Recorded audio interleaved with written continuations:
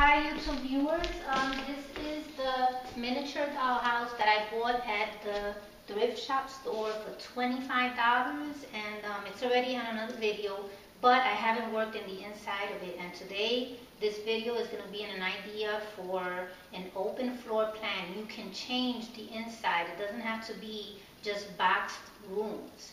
So this is what this video is about. I'm going to give you the tour and explain to you the idea that I have for an open floor plan. So as you can see, this house is very detailed. Someone actually took the time and really made it very well, and I really appreciate it.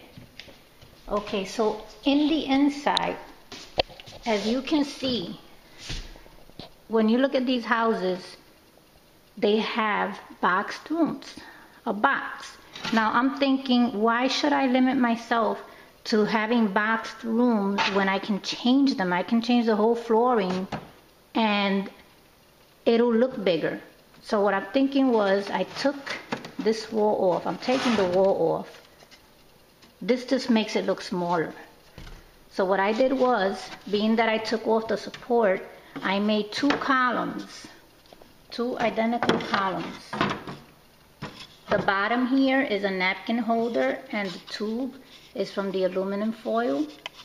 And I have two, and they're very strong because they're different from the paper towels. The aluminum foil tube is very strong. So they do give some support to the second room when I place them in here, and I cut them exact. I made sure that they weren't too small, too short. So now I have the two columns there in the middle of the living room and the kitchen. So my idea is not have a wall here that'll make it seem small. Have a column. You can see right through. You can see from the kitchen and you can see from the living room. So once everything is put together, it's going to look really nice. Now these, I'm going to decorate them with nice paper, so they're not just going to be that cardboard brown.